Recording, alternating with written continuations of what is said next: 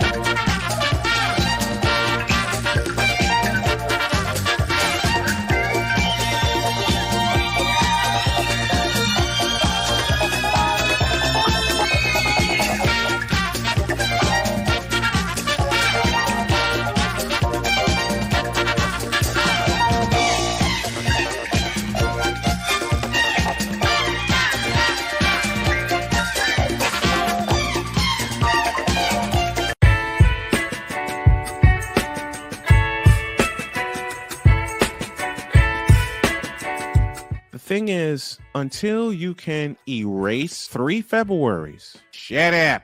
Bang! Quality over quantity. LeBron has beaten some of the best competition in NBA history. He's the GOAT emoji. I will not cuss. I will not cuss. I will not swear. I will not swear. Where sports is the base, life and fun are the results. This is the Brian Snow Show.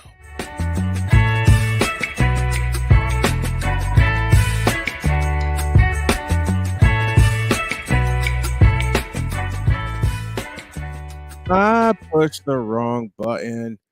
Good afternoon, everyone. Welcome to this edition, the Tuesday edition of the Brian Snow Show. I got Chris Pomay coming at the bottom of the hour. But I had a subject in mind. I hate fighting with my toys.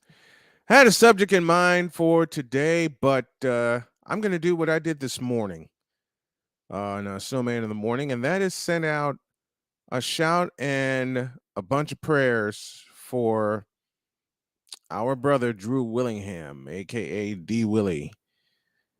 Uh, well, there's no certain way to say this, so I'll just go ahead and say it. Drew had a stroke on Sunday night, which explained why he was struggling at the tail end of his show, the In or Out Sports Debate. Uh, I was crying this morning, and I'll probably cry now because Drew is a brother to all of us. If you've had any kind of interaction with him, if you had any kind of association with him, which we do have here at Snowman Multimedia and Snowman Multimedia Sports, we want to send our prayers and our good vibes and recovery to him, that he gets a lot of rest. He is now home from the hospital. And I can't tell you how happy I am to hear that. Mr. Willingham, you are an inspiration in terms of holding a full time job down, starting a brand new one, keeping me in line with my production and getting my production up, and just being a friend and being honest every time I talk to you.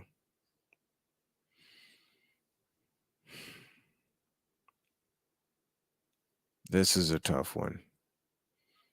I mean, I've had so many of my friends, close friends, go through health problems. You guys already know the health problems I've gone through. I'm having a hard time of it right now at this moment because I didn't get any downtime this morning. I was so zoned in and focused, but this is about Drew and his steely eyed focus on himself, his products, his production company, Sartoba Media, his wonderful work with Legacy Maker Sports. And if you haven't had a chance to check out Legacy Maker Sports, I suggest you do so because our sister station is doing some great things, some very great things. I don't know why I always take a breath when I speak about Drew and Legacy Maker Sports and everything that he does, but those guys are important to me. They are very important to me. And Hello? for my brother Darrell Owens, the man in charge of the Legacy Maker Sports Network, I'm trying to get him on the line right now. That's why y'all see the phone. Darrell, are you with me? Yeah, I'm here. I know you heard the news about your brother Drew. I want you Yeah. to relate to the audience how much fun it was for you to call a game with him. Oh man, we had a really good time. Uh, it was definitely a fun experience. Very energetic. It was a really good time. Richmond, kind of handled things in that one, Mm-hmm. but it was definitely a lot of fun. Definitely a lot of fun. I recognized his voice when he was on the call with you, and the first thing he shared with me is that it was 30 degrees. And I said, Drew, I've done games that were colder, but it was his very first experience being a color commentator. What was the first piece of advice that you shared with him? Biggest thing I told him is just you gotta have fun with it. You gotta you know gotta gotta want to enjoy what you're doing. It's one of those things where I told him, I said, you take all of that great baseball knowledge you have, and just put your spin on it and really just have fun with it. And I think that was one of the biggest things for me, to tell him. I said, but the biggest thing was just you got to have fun with it, and you want to be able to tell a story, and be able to tell a story where people will enjoy it. Darrell Owens, the man in charge of the Legacy Maker Sports Network, joining me here, doing this impromptu. And speaking of, having fun doing baseball, I remember the first game that Darrell did, and I heard the sweat going down his face on his very first call. I think it was for VCU.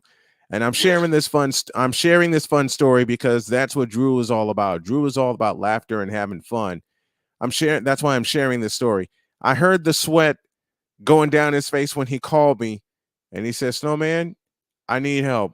I said, "Okay, what?" "I'm calling my first baseball game." And I immediately start chuckling. And he didn't hear me. He didn't hear me laughing. I said, "All right, what do you need?" And he goes, "Just like that?" I'm like, "Just like that. You're behind the mic. I'm getting ready to get behind the mic. What do you need?" And Darrell's simple question to me was, "How do I do this?" And the advice that he gave to Drew, I gave to him.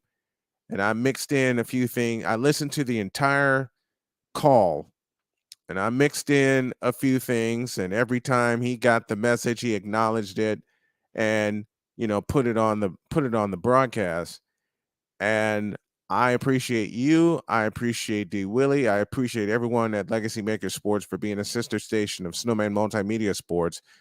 But man, I know you and Drew have had some legendary debates, not just on your show, but his as well. Yeah, we have. I think our, it's funny, but I will say I think we probably agreed on a lot of stuff. I think we did agree on a lot of stuff. I think probably one of our biggest things that I think we end up disagreeing. I think on one of the last episodes we were talking about the Commanders and Eric Benemy, and was he there to take over, the spot or not, or was it a good move? And so we kind of got into that one a little bit. that was a really fun one. Those of you viewing the show for the first time on CSTV, welcome. For those of you watching via YouTube, welcome there. We're putting this show on Legacy Maker Sports as well via tape delay, but this has been fun to uplift everyone associated with Drew. I've been on In or Out Sports Debate 4 different times. He and I do Sports Senseis Unleashed every Friday. Darrell and I have had some legendary moments also. I will share this one. And Drew, this one's for you, buddy, because I know you love to laugh. For the NFC Championship between the Packers and the 49ers, Darrell got a hold of me that week and said, "I'm not taking no for an answer. You got to come on the show." I said, "All right, when am I coming on the show?" And I thought it was at night.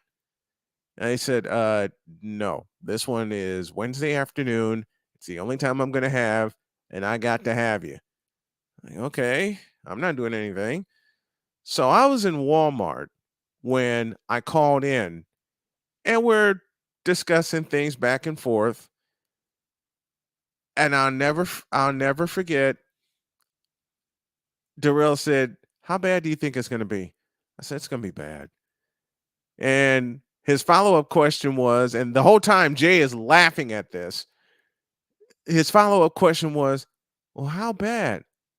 I said, "You all are coming to us at Levi's Stadium." And Darrell tried so hard not to chuckle when I said that.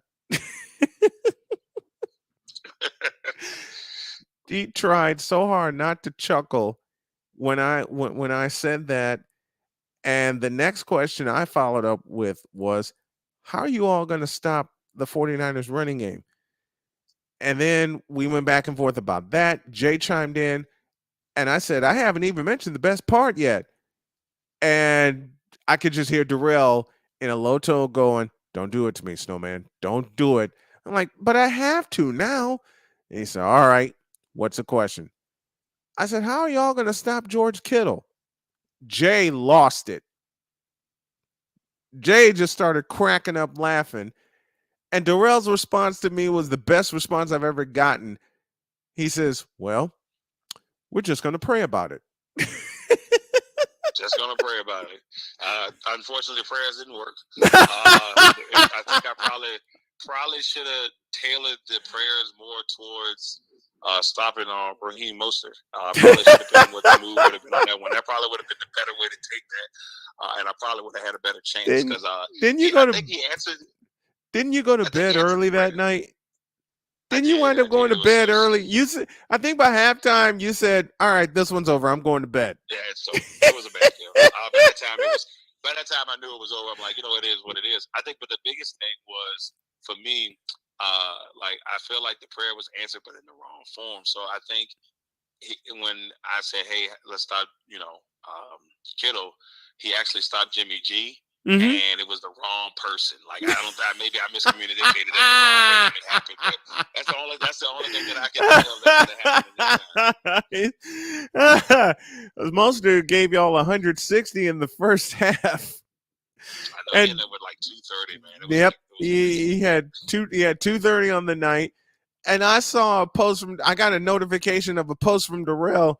He said, "This one's over. I'm going to bed," and I hear the frustration in his voice. My buddy Trey Larkins came on the next day, and I'll never forget what Trey said. And he said, I had to make sure my Packer backers were ready, but I knew we didn't have a snowball's chance in hell of winning that game. My wife heard that comment and also heard yours and just cracked up. Yeah, man. My thing coming into that game was I knew we couldn't stop the run. Yeah, and I was just like, if we could find a way to stop the run, then we got a shot. Mm-hmm. And it just couldn't stop the run, and it just didn't happen. And being in San Francisco, I didn't have a really good feeling about it.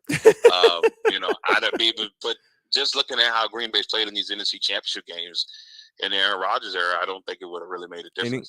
We only really had one other NFC Championship game where we were actually really competitive, and we gave that one away, mm-hmm. and that was the Seattle one. So, that was that one should have been a win, and it just but that's the life of a Packers fan. I tell people, I say, people say, oh man, well the Packers have been so good for so long, you should be blessed. I said, look, let me tell you something. I would rather. I think I'd rather not make the playoffs than lose the way the Packers lose in the playoffs. I said because they lose ugly, and sometimes it's a blowout. Yep. But sometimes it's just a miserable way to lose a game. 4th and 26, the fumble, the Larry Fitzgerald. After we get the Hail Mary, you get the Hail Mary to tie the game. Which was a 7-minute review process also because of someone punching the ball out. And then Larry Fitzgerald happened. Yes, exactly. So it's just like, man, it's like a combination of things, man. You really just didn't know, how to take it. So, but, like I tell people, it is what it is. There's the 4 games against the 49ers, 2 against Colin Kaepernick and 2 against Jimmy Garoppolo. And this is all in the Aaron Rodgers era. During the Brett Favre era, at least Brett Favre and Mike Holmgren won. Yes. Yes. But I think our fortune against y'all changed after the TO game because prior to the TO game, we had a little luck against y'all. You had our number. I mean, you forced Steve Young to throw the ball 65 times. Yeah. Okay, when has Steve Young ever thrown the ball 65 times? Right. Didn't have to. Exactly. He had an incredible offense behind him, but in 1995, your defense forced the running game. How did the late great Jim Durham put it? You slowed the running game to a crawl, and then you forced Steve Young to throw the ball 65 times. That's stupid. I mean, I knew the Packers defense was good that year, but doggone 65 times. 65 is a lot of time. Even with Montana, they only threw the ball he only threw the ball the most 44 times in the game, which was Steve Young's high, but you forced him to throw the ball 65 times. And when I saw that number, and then I saw that the Niners only got 17 points off you guys, I said, this one's over. Yeah. And it was That was 14 like nothing at 14 nothing at the end of one. But then Terrell Owens happens in 1998, and everything's changed since then. everything has changed Everything's changed since. since then. And Yep. this in 21, the division championship in Green Bay with the snow falling, I gave up after y'all took the first possession right down the field against the number one defense and scored. And I said, okay, this one's done. My wife came upstairs and said, don't give up yet. Because, and these were her exact words, and I quote, Green Bay is going to screw up somewhere. She wasn't lying. and you know what? But you know what's crazy, Snowman? I always tell people like the turning point of the game was the punt. Yeah. Block. And I was like, and I said, nah. Actually, the turning point of that game was when Mercedes Lewis fumbled that football when they were driving down the field when the score was 7-0. Yes. Green Bay was going down the field, and if they had scored on that possession, game set the match. way that game set match, the way the game was going, yep. That our defense, even with the block punt, if that happened, we still probably we more likely would have won that game. But that was in the second quarter. Yeah, and that was the second that period. was the turning point for me, because after that, our offense never really got going again. It ground to a halt. The offense ground to a halt, and not only that, the blocked field goal before halftime. Because think of it, if the Packers go up 10-0 at the half, you're forcing the 49ers to get the ball twice. Right. You're forcing San Francisco to get the ball twice, and they had the ball coming out of the locker room for the third quarter. Mm-hmm. So what happens in the third quarter? 49ers march right down the field, and Robbie Gould gives them a field goal. So it's 7-3 instead of 10-3. Right.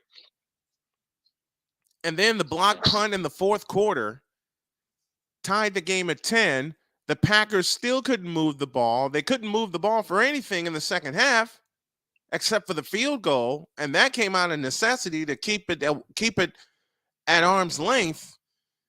And then Robbie Gould walked off. Yeah, and I mean that's what made that game. I think for me devastating.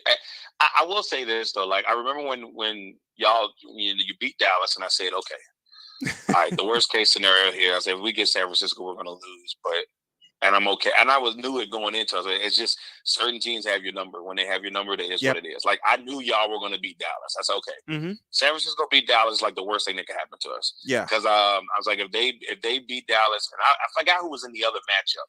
Oh, it was Arizona and the Rams. And I said, man, I pray. I think we needed Arizona to win. Yeah, and we would have faced Arizona. And I was like, please let Arizona win, please, because I knew it. I knew it's just like because even in the games that we played, only one of those games are really a blowout. Right.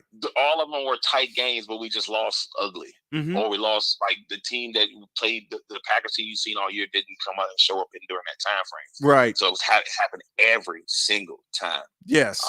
But, yeah, I mean, it is what it is. I mean, you look at it and say, what can you really do with it? But now I'm excited, as much as I love Aaron Rodgers and always will, I'm actually excited about the Jordan Love era. I need to see if we wasted this number one pick or not. I think that's where I'm at right now. I need to know if we wasted this number one pick, man. I'm hoping that at least, even if he's not like great, that he keeps us relevant, or at least, okay, the team's solid, but they're not great. But and y'all don't have any weapons. We don't. We really don't. Y'all don't have any weapons. That's the problem. Yeah, we got young guys that have potential, but I felt like potential runs out, doesn't it? Potential, unless Jordan Love is able to unlock that potential the way Brock Purdy did with the 49ers, and Sam Darnold's going to do the same thing with San Francisco, because that quarterback position in Frisco, anybody can hold that position with the weapons that they have, and Green Bay just hasn't developed those weapons yet after they let two of them go. Devontae Adams and now Alan Lazard. Yeah, the Lazard one hurts more than a lot of people think. I mean, they loved him in Green Bay. He's probably, if not the best, top 5 blocking receiver in the league. Yep. A lot of people love him he blocks really well. He can catch the ball pretty decent. Mm-hmm. And I know it was kind of a mandatory thing for not Brett, but we might as well say Brett, but for Aaron to for Aaron to come there, they kind of wanted him. They wanted that. He wanted Lazard there. He wanted Mercedes Lewis. He loves Big Mo. Yeah, I love Big Mo too, but I hate to see him leave. But I mean, that's more for leadership purposes. Yeah. So you're gonna lose pieces. But right now we're getting okey doked again because of course the Jets. Aaron Rodgers already told them don't make no deal with him until after the draft. So we're gonna lose out on getting probably one or two of those picks that we probably should be able to get. If the Packers were smart, this is my opinion. Don't even worry about the first round pick. We've never really hit on first round picks. We're so with that. Right. Go and grab. The Jets have back-to-back picks in the second round, 43 and 44. Yep. Go take both of those and do like a conditional thing like, hey, we'll take a second next year. But if Aaron plays, we make it a first. That is how I would do it if it was me. And in that way, because then that would give Green Bay 3 draft picks in the second round, but almost pretty much back to back to back. That'd give us 44, 43, 44, 46. Oh man. Go do that. Love talking with you, Darrell. I gotta get you on the show for a full episode soon, but thanks for coming on, and thanks for helping to cheer up Drew. That's why we're having this conversation and sharing a lot of memories. We want to keep Drew in good spirits. Thanks a lot, brother. Yeah, appreciate most definitely, brother. Take care, man. Darrell Owens, the man in charge of the Legacy Maker Sports Network, joining me. And now, speaking of joining me, I want y'all to do me a favor and welcome Chris Pomay. He joins me right now. What's up, Chris? Hey, Brian. How you doing? I'm doing good, man. Look, you got 2 of my favorite logos in your background because this past year, I really dug into the CFL. And I mean, I dug deep into the CFL. And the reason's no longer there. That's Nathan Rourke. But you got Zach Colaros, you got the Winnipeg Blue Bombers, and I sat here on this couch and I watched the Grey Cup game in full on the big screen. I didn't watch it on my phone or my tablet. I watched it on the big screen. My wife comes in and she goes, "You're actually watching CFL football?" Yep, she joined me because it's football. Who's your team in the CFL, man? Mine is the Toronto Argonauts, the 18-time Grey Cup champions. Argos. Yeah, they are the oldest professional football team in North America. This is their 150th year this year in 2023. Wow. And they were named the Toronto Argonauts back in 1873, 150 years ago. Yeah. They weren't a football team. They were a rowing club, which is still in existence in Toronto. And then they became a rugby team, and then they became a football team. And the CFL was first formed in 1958. There was Canadian football before that, but the CFL, as we know it, didn't get formed until 1958. I admit something, and I will keep admitting it. Last year, I really got into the CFL. Any game I could catch on ESPN Plus, I got into it. I dug deep into the CFL to the point where a friend of mine and I are going to do a weekly show on the CFL. Tell everybody how fun a CFL game is.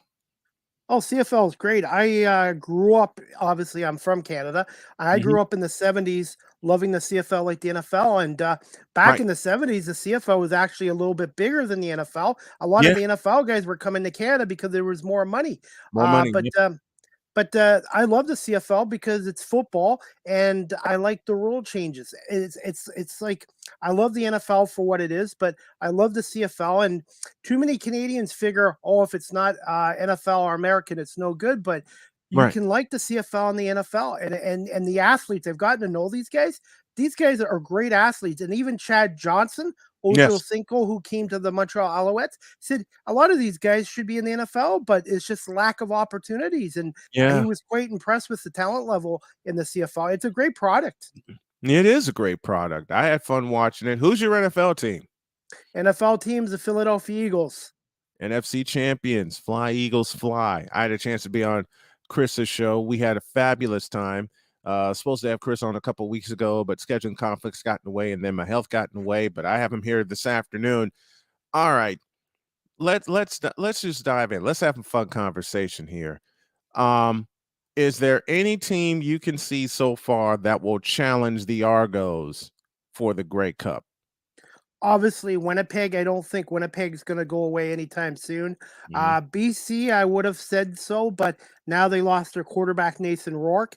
I do think in the East, I think the East will be improved. I think Yeah. Hamilton's hosting the Grey Cup again this year in Yes. 2023, Mhm. and Hamilton added Bo Levi Mitchell, Oh wow.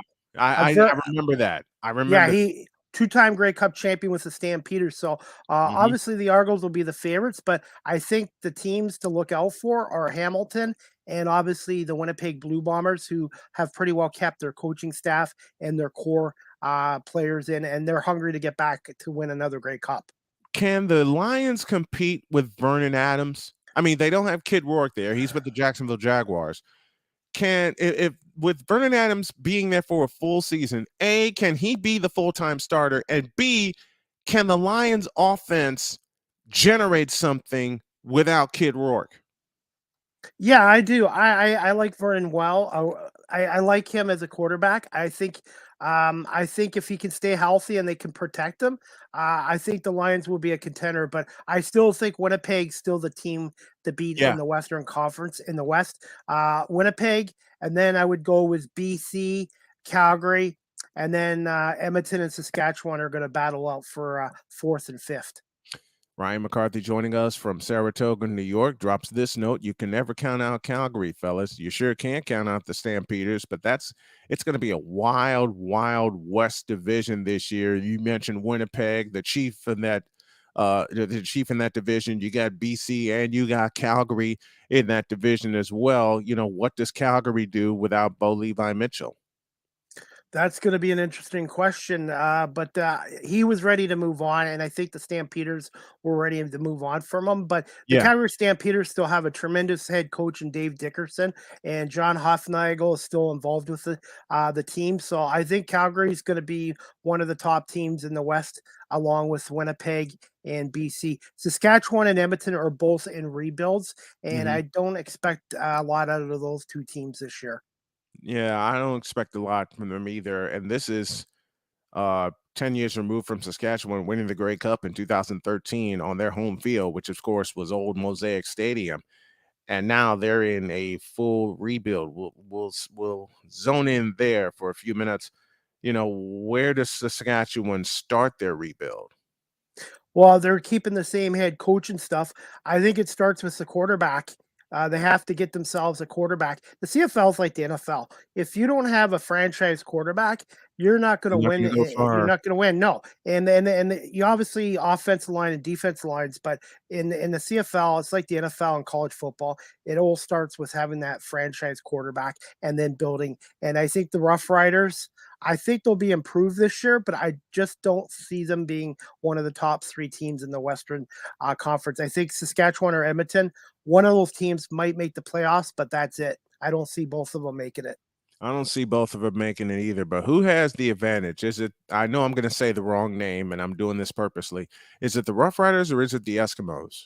I know No, that it's no. Edmonton Elks now. They changed the Yeah, name of the the Elks. team It's to the the Elks. Elks. Hmm. Yeah, Edmonton Elks. They still got the same logo and the same colors of green and gold and stuff Hmm. like that. But yeah, they decided ownership there decided for reasons they wanted to change the name to the Elks and stuff like that. Yeah, but They are kind of why? I don't understand why. Because for years they were the Edmonton Eskimos. I know I can make political. a change. The same reason why the Cleveland Indians became the Guardians. Political pressure and Hmm. sponsors were kind of threatening to pull away from them if they didn't do it. So they were kind of a little bit pressured to do it as well. So But much I've change. gotten used, but they got a nice logo still. They still I got the like the same Elks. colors. I like the Yes. Yeah. Elks logo. I'm just used to calling them the Eskimos. But it's So sad that the Edmonton team, they were such a strong franchise for for many years. years back in the 70s, 80s, and 90s. And lately they have really struggled. And I think they're going to have to struggle again this year before Yeah. you start seeing some improvements. I still think they're probably going to be the worst team in the CFL coming in 2023. I might be wrong, but that's my gut feeling. Who's who's their starting who's going to be their starting quarterback this year? I'm not sure. I'm not sure about that, but I know they had some struggles last year. I think it might be Cornelius. Mm, Cornelius. I can't remember his first name, big. but I know he has some good mobility and stuff. So the first thing the Elks have to do is they have to figure out who their starting quarterback is and then go from there. But I think Edmonton, Chris Jones is a good head coach. He's won in Toronto. He's won in Calgary. Great defensive coordinator. I think he's a good head coach. I think Chris Jones will have this team improve, but I still think they're going to probably finish last in the West. Let's go back to the Rough Riders. You mentioned they need a franchise quarterback. Who is that guy? I'm trying to remember. I don't know if it was Trevor, if they picked up Trevor Harris or not, but they've gone through a number of quarterbacks the last few years as well, and they've kind of struggled there. So, but they're keeping the same coach, Craig Dickerson, as their head coach still. So, but the Rough Riders have to figure out who their quarterback is, and I think I don't think they're. I think they could be a 500 team this year if they can stay healthy. But in the East, I really do think Montreal with new ownership, Hamilton hosting the Grey Cup, and I think Ottawa. Ottawa is a better team than what their record was last year. So Yeah. I think that Eastern Conference, the Eastern Division, is going to be much stronger. And the Argos are not going to. It's not going to be a walk in the park for the Argos this year. No, it is not. They are the defending Grey Cup champions. Ryan McCarthy again from Saratoga, New York, wants to know, what is Chris's opinion about the Montreal Alouettes? Are they going to score any points with Jason Massa? I like Jason Moss Jason Moss. Yeah, Jason Moss is a coach, and the Alouettes do have a new owner.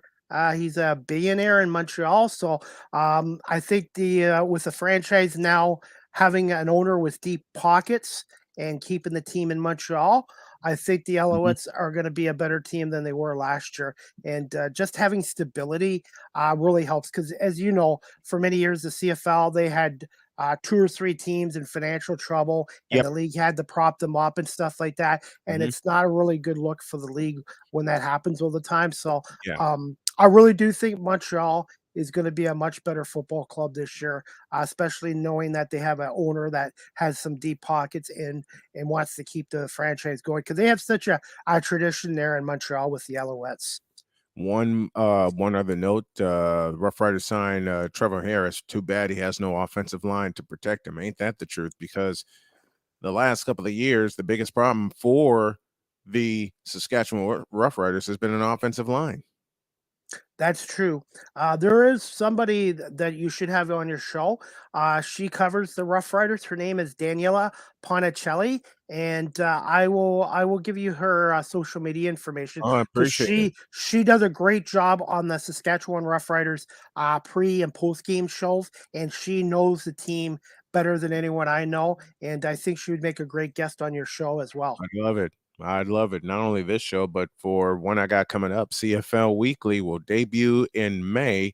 That's and awesome. I'd love to have you and quite a few others who cover the CFL on the show. I'm going to take a pause for a break because I had to take a breather. And when y'all get back, we'll focus on the NFL. Jalen Hurts got paid.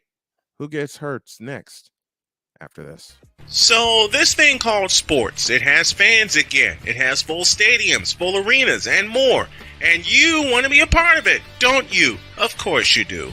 If you begin to scour the resale market, there will be tickets available. And what you need to get those tickets that you want so badly is SeatGeek. SeatGeek is the app available to you that lends a hand in helping you get the tickets that you want for the events that you want. SeatGeek rates the tickets on a 1 to 10 scale, and the best part is the tickets are vetted for authenticity, so you know what you are getting and you know you are not getting scammed. And now you can save even more by using the code SNOWMAN and getting $20 off with your very first purchase. Yes, you can do all of that with the power of SeatGeek, helping you get to the games that you want, so you fans can fan. So let's all fan.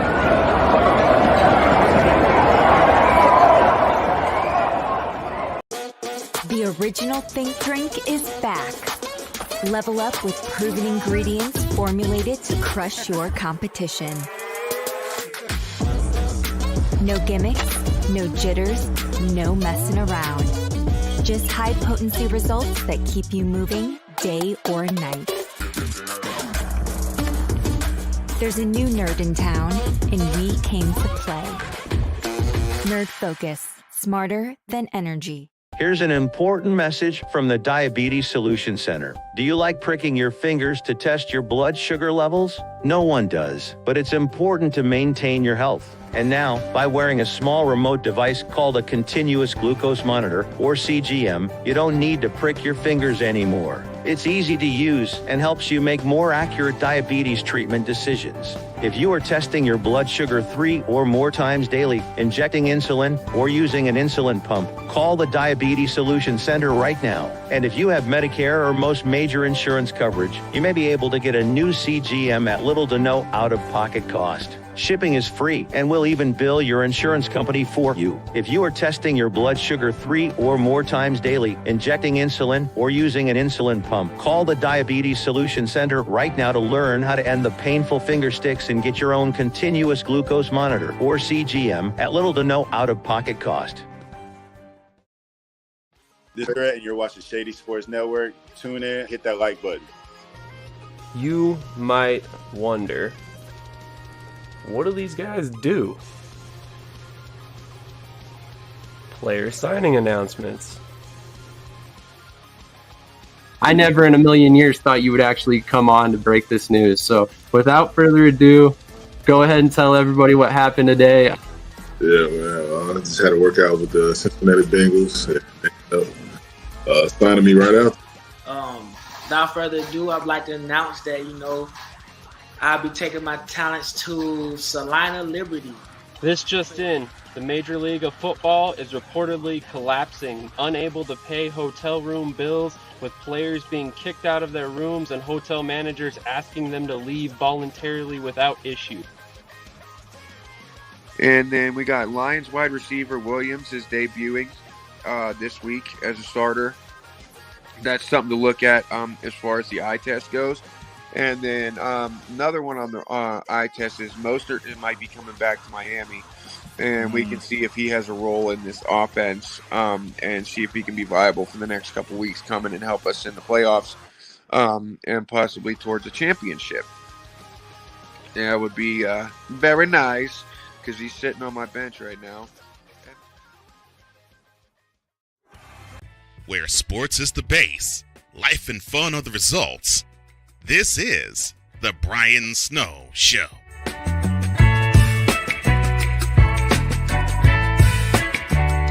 Indeed it is, man. We're having a ton of fun here this afternoon on this edition of the Brian Snow Show. Thank you, sweetheart.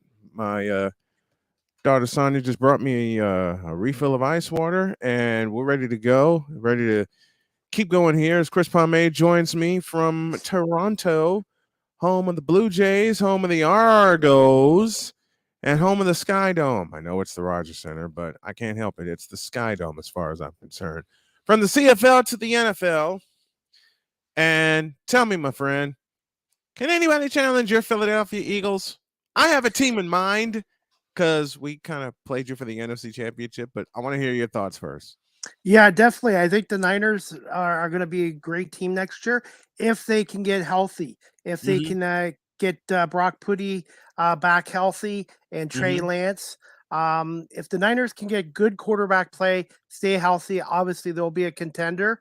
Right. I think the Detroit Lions, you guys, I know people are going to laugh at me, but I think the Detroit Lions are going to be a contender in the NFC next year. Obviously, the Niners, the Eagles, I think they're going to be there. Minnesota, I think they've taken a step back. Green Bay's taken a step back, and I just really like the Detroit Lions the way they're going, and the 49ers. As for the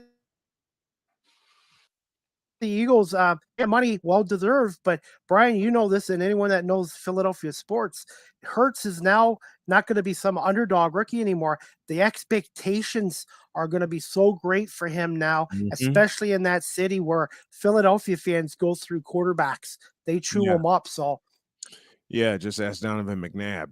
Just ask Carson Wentz. Just ask Nick the Quick Foles.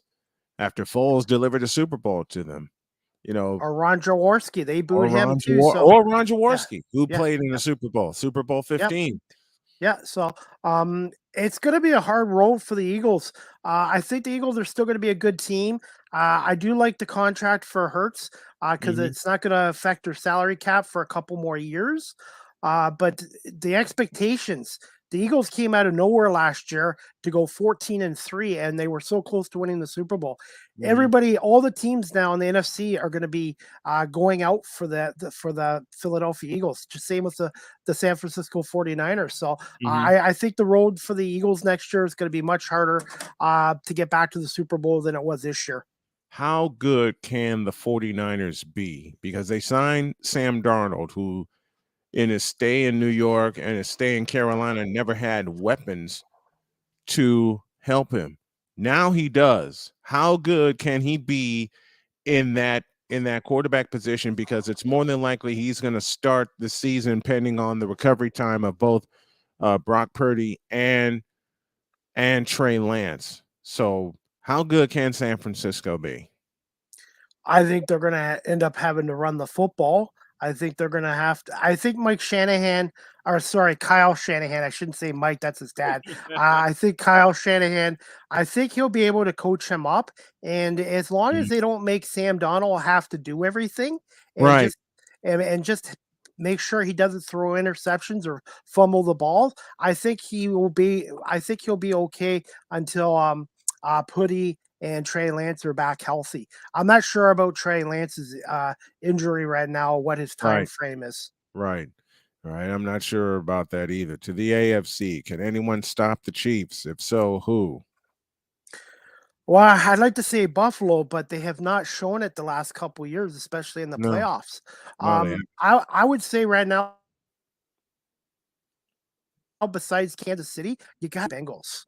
I still think the Cincinnati Bengals are a very good football club, and Joe Burrow, like I said, I think he's a special quarterback. So Same. right now in the AFC, Same. Kansas City, Cincinnati, Buffalo, they did get Damian Harris, and they've kept most of their core together, but there's something lacking with that team, especially in the playoffs. Yeah, I agree. There's something missing. A fun subject before we go. When I was on your show, we talked about a rivalry in the NBA and how rivalries are missing in the NBA. And one of my favorites of all time, your Pistons and my Bulls in the late 80s. When they got together in a playoff series, be it the conference semifinals or the conference finals, it was a straight up war. Where is something like that in the NBA today? The game has changed a lot. Back then, the guys weren't making as much money as they are now. And Right. back then, it was a business. Guys, they might have been friends off the court back in the 80s and 90s, but when it was time to play, it was time to play. It's time And to play. it's just not the same league as it was before. And the rules have obviously changed too with defense and stuff like that. And you'll never see a team like the Bad Boy Pistons again No, because you won't. nowadays they would be all kicked out of the league. Yeah, easy. Chris Pomay joining me here on the program. Very, very dear friend and a great conversation. Thank you, my brother. I appreciate you coming on, and I can't wait to appear on your show again. Yeah, no problem, Brian. And the CFL, by the way, for your listeners, the CFL training camp starts up in about a month, the middle of May. And then by the end of May, preseason footballs starts. And the Argonauts home opener is June 18th, Sunday, June 18th, 7 p.m. against the Hamilton Tiger Cats. And those games will be on ESPN 3 again this year as well. But Brian, I want to say thank you so much for having me come on your show. And if you could send me a copy of my or your show later, that would be great as well. And I'll be glad to promote your show. Absolutely done. Thank you, my brother. I love you. Thanks for coming on. You too. Thanks, Brian. Take care. Oh man, that's Chris Pomay joining me here on the program. And I know this feels rushed, but I'm starting to get a little dizzy and I need to shut it down for the afternoon. So I'm going to do that. I'm going to say God bless, and I will see y'all tomorrow.